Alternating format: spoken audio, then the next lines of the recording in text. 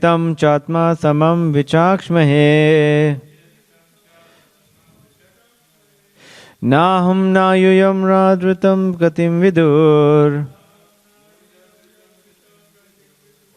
Navamadeva kimuta pare suraha. Tanmaya mohita budaya svedam. Vinirmitam chatma samam vichakshmahe.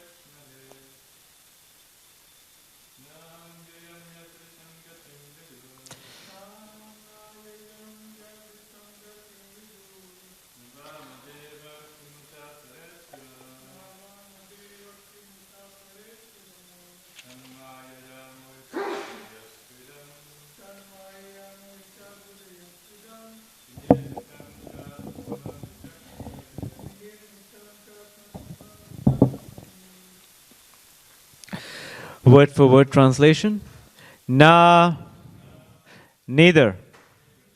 Aham, I.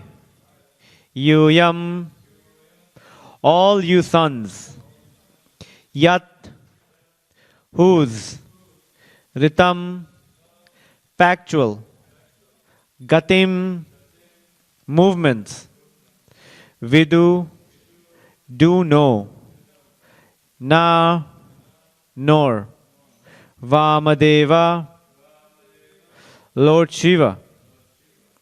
Kim, what?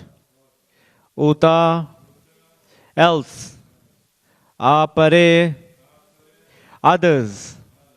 Suraha, demigods. Tat, by his. Mayaya, by the illusory energy. Mohita, bewildered. Budaya, with such intelligence.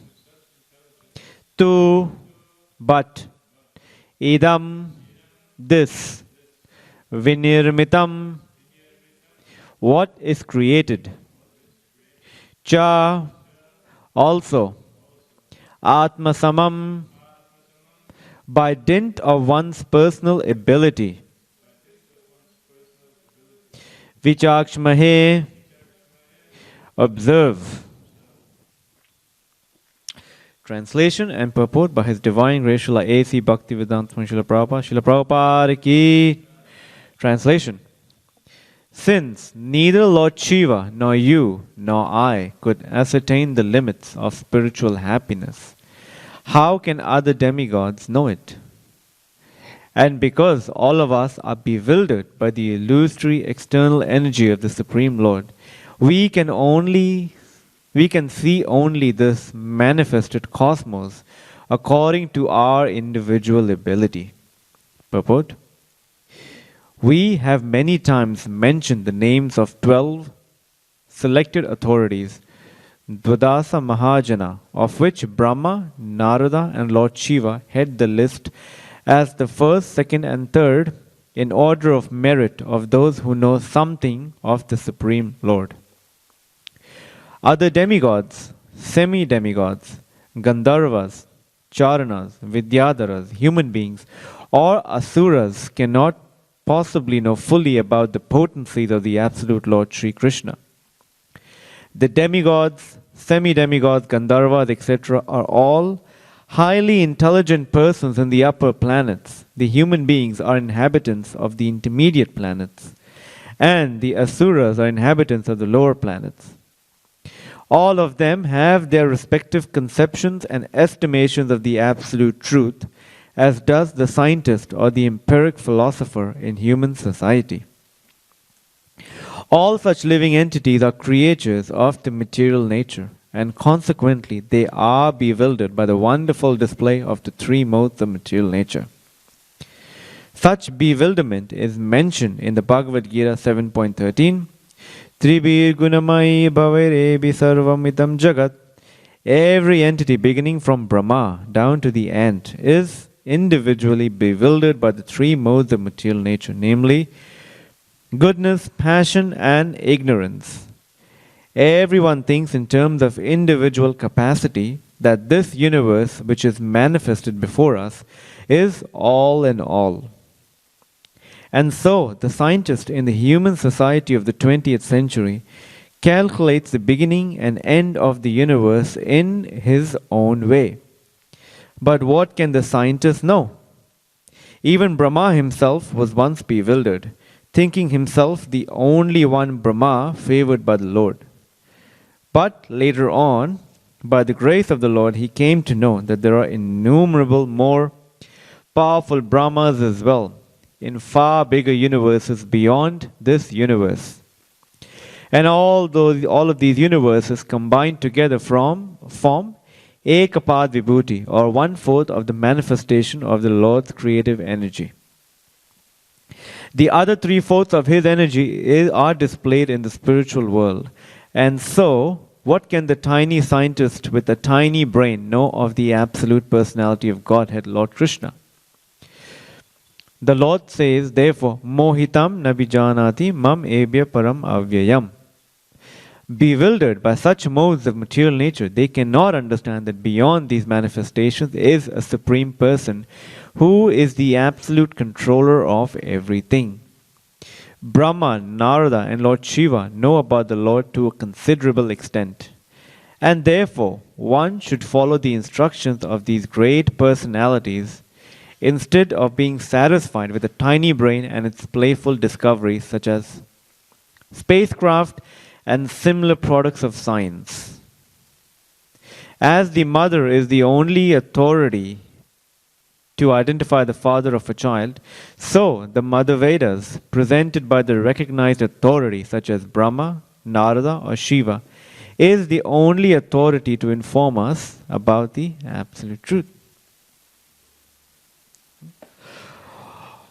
Om Ajnanatimirandasya Gyananjana Shalakaya Chakshurunmilitam Yena Tasmai Shri Guruve Namaha Shri Chaitanya Manobishtam Stapitam Yena Bhutale Swayam Rupa Kadamayam Dadati Swapadantikam Vandeham Shri Guru Shri Yuta Padakamalam Shri Gurum Vaishnavam Cha Shri Rupam Sagrajatam Sahagana Raghunatan Vitam Tam Sajivam Sadvaitam Savadutam Parijana Sahitam Krishna Chaitanya Devam Shri Radha Krishna Padan Sahagana Lalita Shri Vishakan Vitamscha He Krishna Karuna Sindhu Dina Bandhu Jagatpate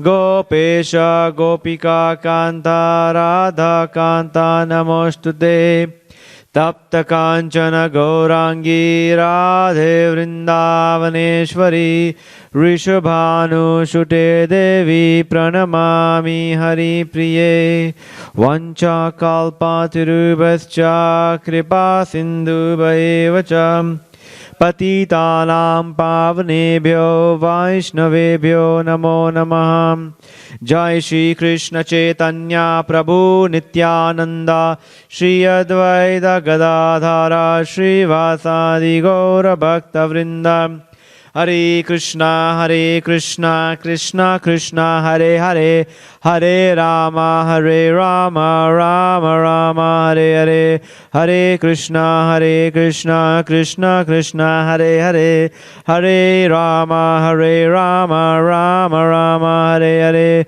Hare Krishna Krishna Krishna Hare Hare Hare Rama Rama Hare Hare.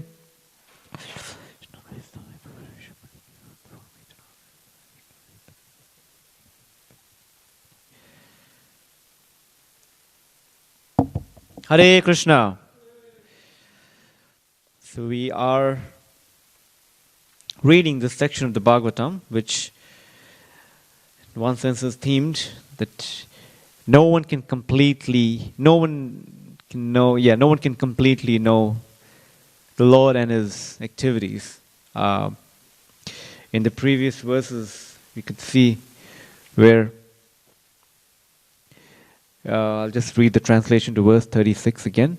Therefore, it is best for me to surrender unto His feet, which alone can deliver one from the miseries of repeated birth and death. Such surrender is all auspicious and allows one to perceive all happiness. Even the sky cannot estimate the limits of its own expansion.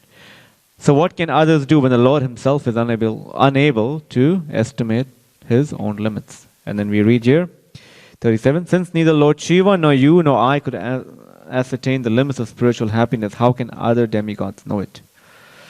So in this passage or in this purport, or in the preceding verses, we could see that even though Lord Brahma is, the creator of this universe, a secondary creator of this universe, he undergoes so many austerities and penances and occupies such an exalted position.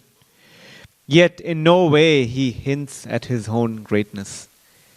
In other words, he is actually pointing to the glory of his worshipable Lord, Krishna himself. So now, I was, and that's the role of the Acharya, the spiritual master. In one, I think, conversation with George Harrison and the Beatles, Prabhupada was asked, obviously, if you know the history of the Beatles had shot to fame and they had everything they could ask for, but they somehow felt incomplete, and they had done a bit of, they had a quest for spiritual enlightenment, and they had visited this famous yogi at that time, Maharishi. And this famous yogi had given them a mantra which they said is a secret mantra. You can't tell this mantra to anyone. So anyway, when they were talking to Prabhupada, Prabhupada said, it's important to come in, it's important to follow a teacher who is representing a disciplic succession. And that's how you know that's bona fide. And they ask many questions. This guru is telling us to follow Krishna. You're telling us to follow Krishna. Whom do we, accept? And Prabhupada said, you accept if you are convinced or you have accepted Lord Krishna as the Supreme Personality of Godhead, then you simply follow the person who is addicted to Krishna. One who is constantly glorifying Krishna, one who is just simply mad after Krishna. That person will be able to take you to Krishna. In other words, Prabhupada was saying that even though this yogi, whatever he's saying, just examine for yourself, is he addicted to Krishna? Is he always glorifying Krishna? And if no, that means that this person is not, a teacher. So Brahma here hints at his own, hints at the glory of Krishna. And in this, later on this purport, you see how even Brahma was once bewildered. And this is nicely explained in the Chaitanya Charitamrita, where Brahma once went to see Krishna in Dwarka. And as he goes there, the doorkeeper asks, who are you? And Brahma said, I'm Brahma. And as it is said that Brahma was like a bit puzzled, okay, why is he asking me, who am I? I told him Brahma. And then the doorkeeper goes to Krishna and says, Brahma is here. And Krishna, just to, Krishna is so expert at, you can say, deflating our pride when it's needed. So Krishna then tells the doorkeeper, go and ask him, which Brahma are you?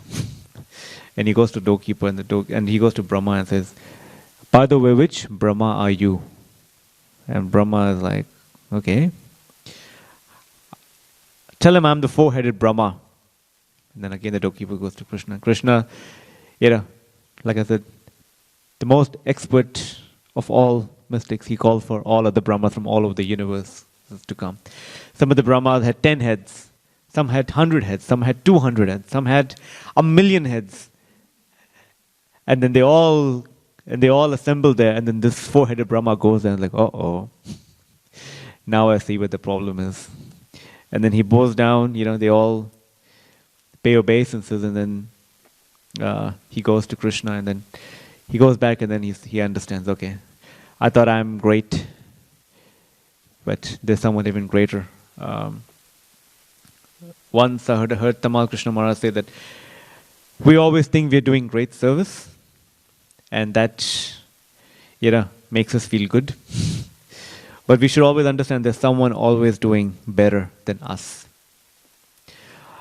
A lot of times when we do good service and devotees come and say, oh Prabhu, you speak so nicely, you're doing such good service, and within our hearts we have this voice that wants to tell us as devotee, I pray you have 1,000,000 tongues to glorify me even more.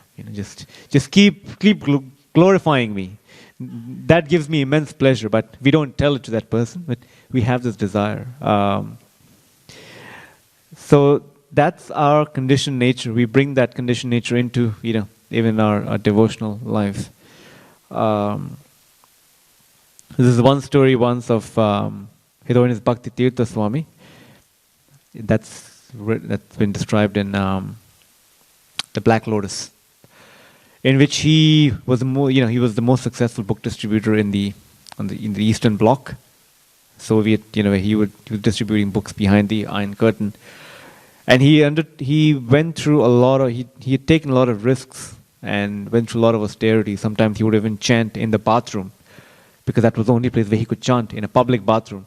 Because or else if he were to be seen outside, then people would, he'd be persecuted or whatever by the KGB. So he took all these risks. He underwent a lot of austerity, a lot of challenges, just to please Prabhupada by distributing his books. And then towards the final pastime of Srila Prabhupada, and Prabhupada was very ill, he came to see Srila Prabhupada, and Tamal Krishna Maharaj then brought him to Prabhupada, and Tamal Krishna Maharaj knew that there's only one thing that brings Prabhupada immense joy, and that is the scores of his book distribution results. So, and who else than Bhakti at that time, Ganasham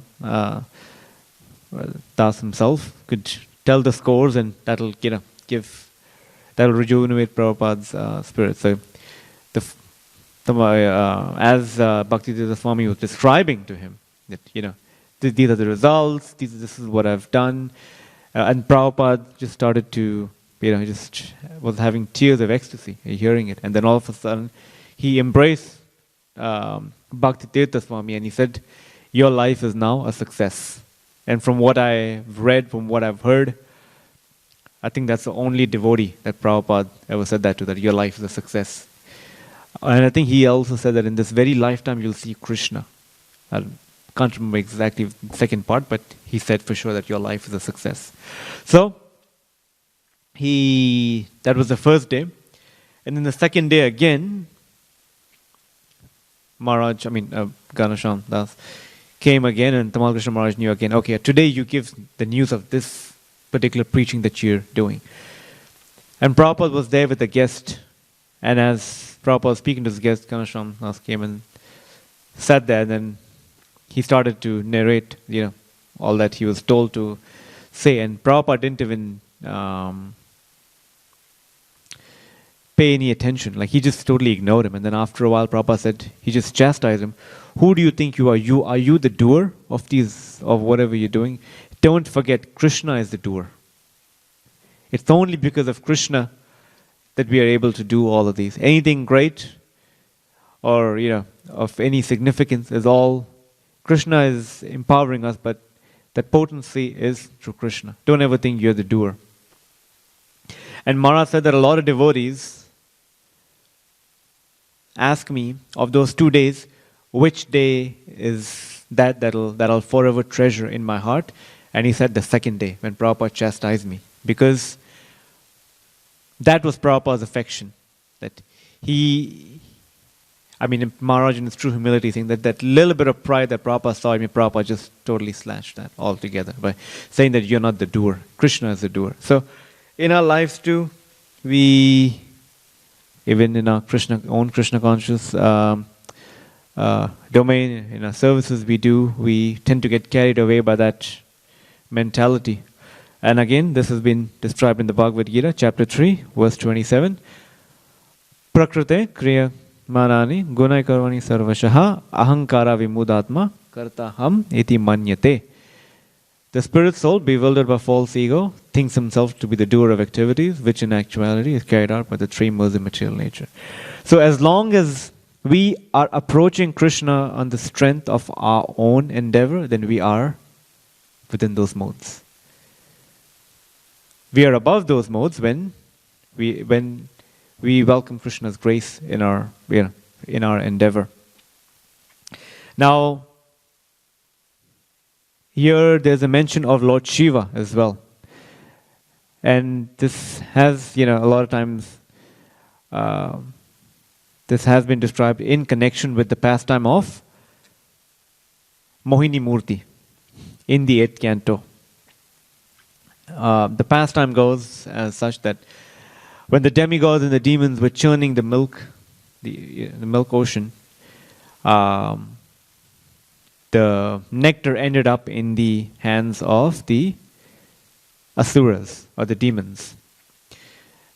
And just to get the nectar from the demons, the demigods requested Lord Vishnu to, please do the needful.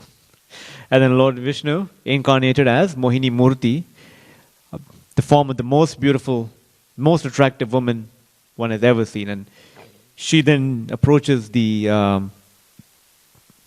asuras, the demons, and in very charming ways gets the amrita, the nectar from them, and gives it to the demigods. And it is described in that just see the workings of material energy, or in that sense, in that instance, the attraction for the opposite sex, that here the demigods and the Dev and the asuras fought for the nectar, and now when the asuras had the nectar, they just happily gave it away.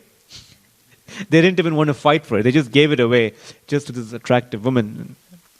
Obviously, she represents, in the attraction for the opposite sex is what is being discussed here. So, gives it to Mohini Murti, and then she in turn gives it to the demigods, who then take the nectar, get revived, and then in due course of time defeat the demon. So Lord Shiva wasn't around when this was happening.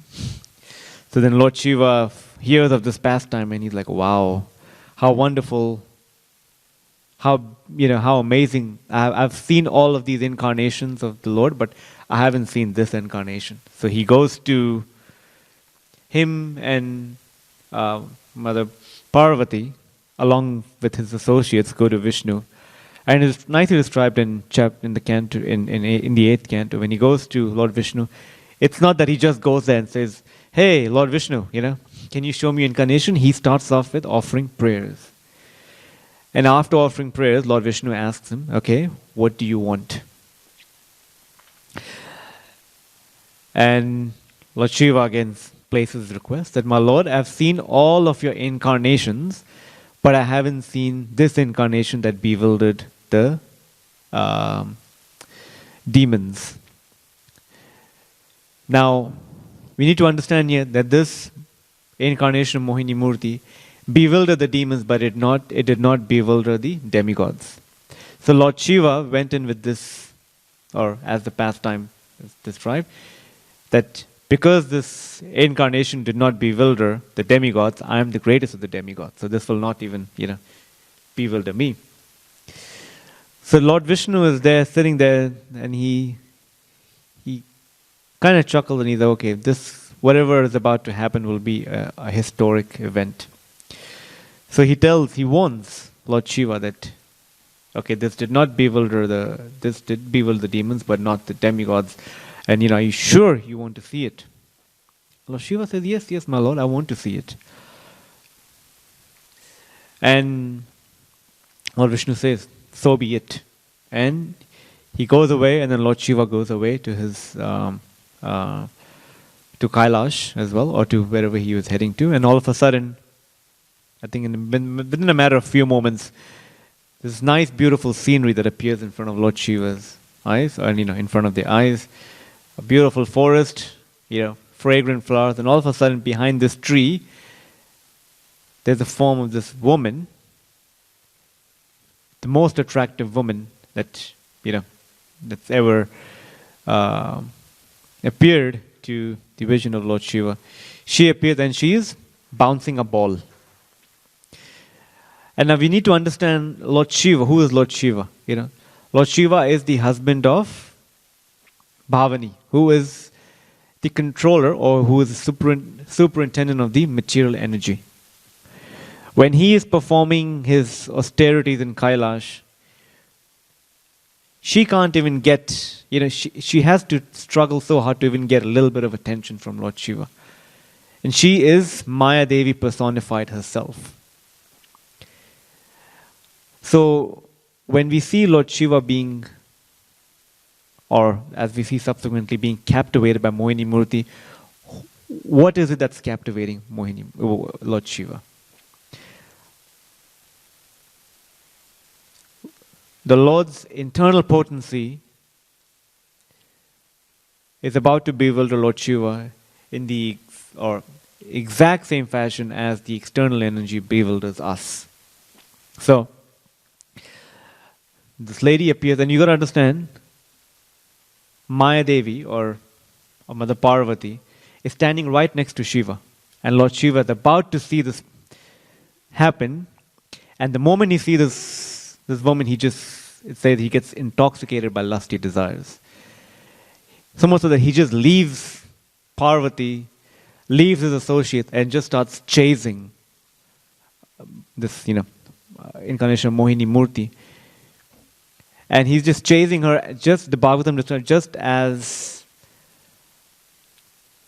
a maddened bull follows a female elephant. He's just totally crazy. He's just been totally intoxicated by these desires. He doesn't care who's watching, who's not watching. And it is said that as he's chasing her all throughout the universe, he passes through his own disciples who are actually, at some part, who are actually meditating and who are, performing austerities. And then they see their own master running behind Mohini Murti, and they're like, oh my God, what's happening here? Our own Lord, our own master is actually running behind this woman whom they don't know who she is. And as he's chasing her, Bhagavatam describes, she just looks back at him and in a very bashful way smiles. And at that moment, Lord Shiva said, oh, she's attracted to me. And that's I was hearing His Holiness Radha Swami describe it. He said, that's when the knot of material bondage just gets tightened.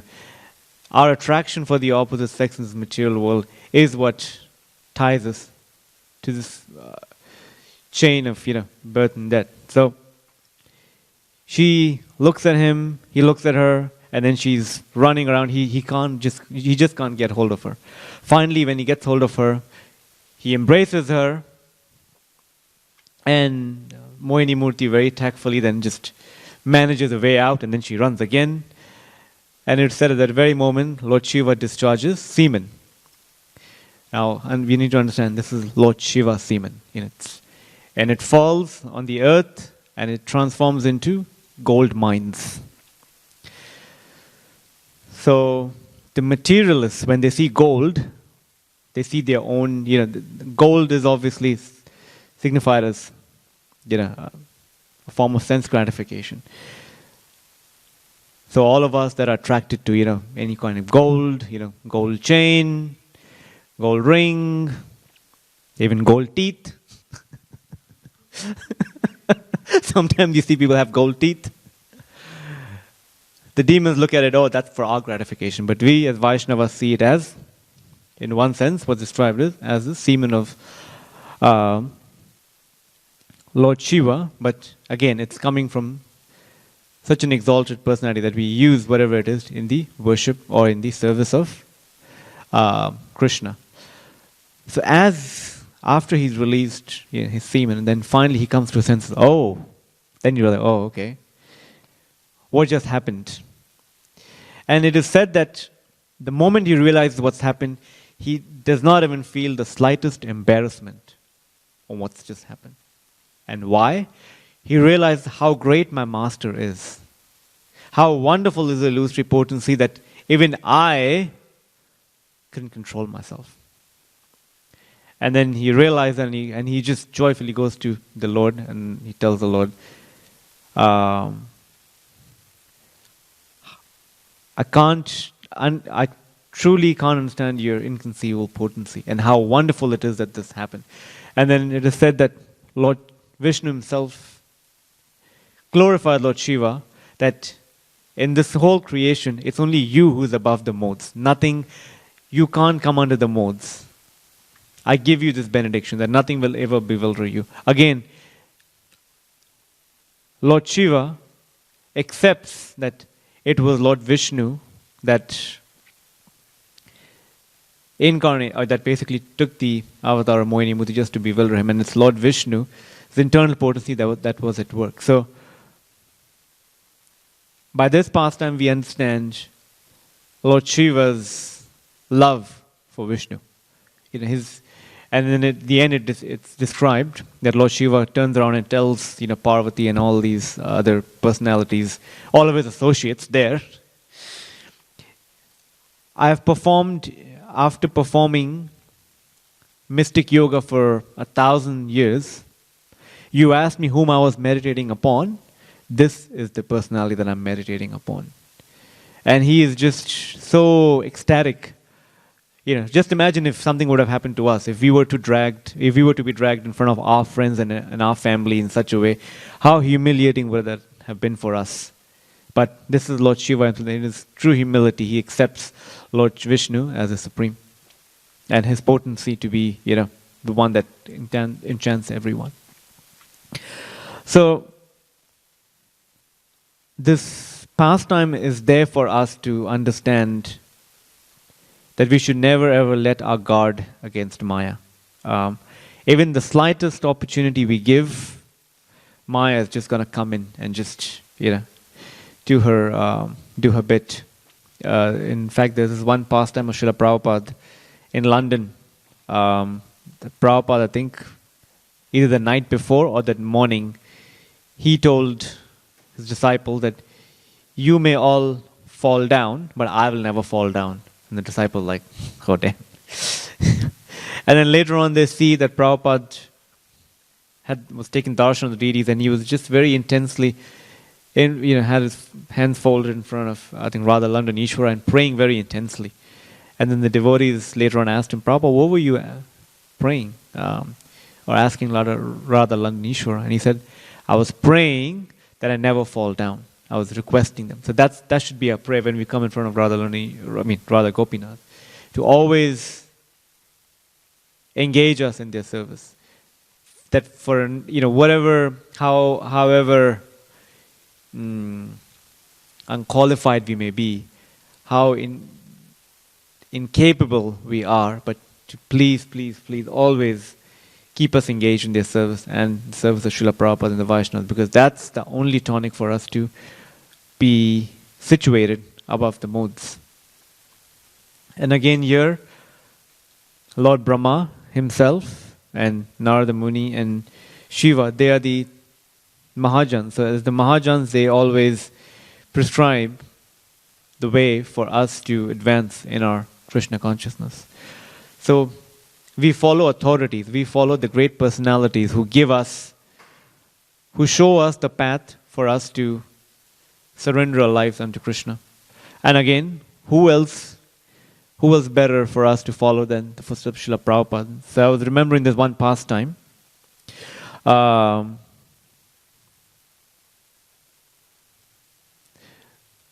that happened in, I think, New York or in Boston.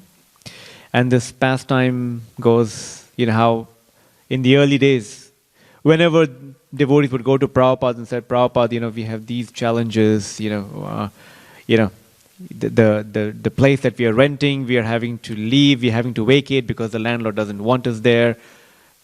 Lakshmi is a problem, and Prabhupada always said, always chant Hare Krishna and depend on Krishna. If you read the Lilamrita, you'll always see that those words just appearing everywhere. Depend on Krishna. So this pastime goes that this one time, the devotees were, they were delinquent on their rent, which means that they were behind in 2 months' rent. And then the landlord would just constantly every day come to them, hey, where's my, when are you paying me?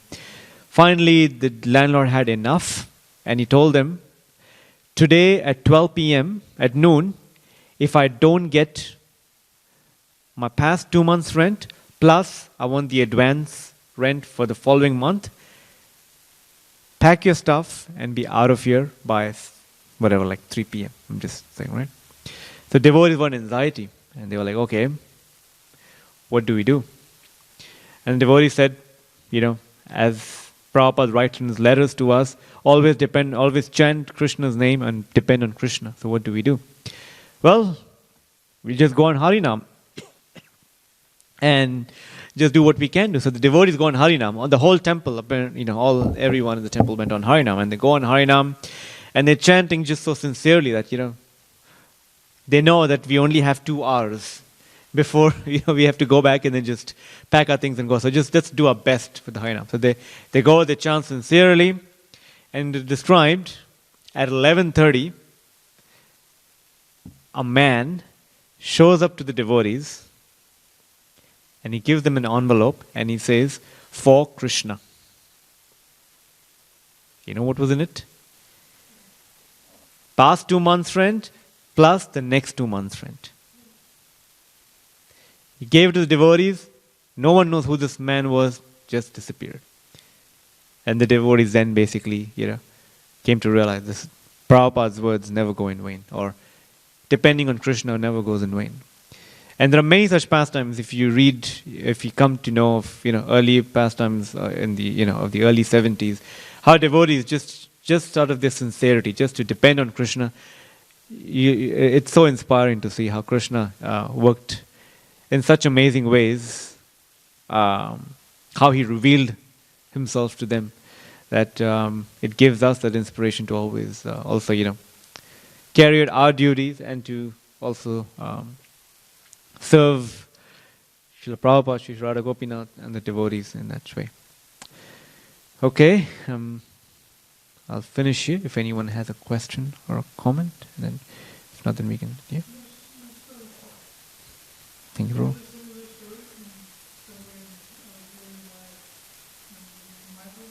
In Mayapur? Yep. Yep. Yeah.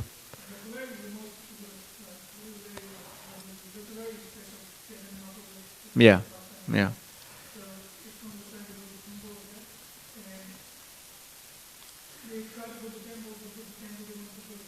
Yeah.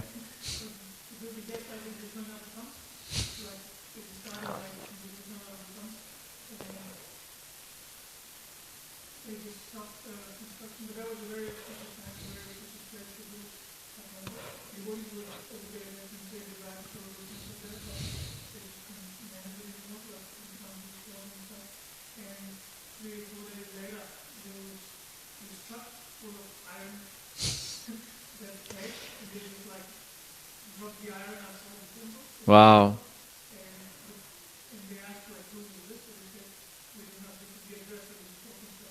Wow.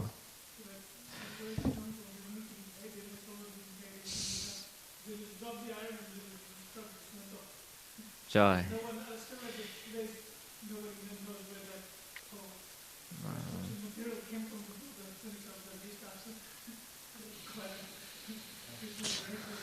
Yeah. Mm.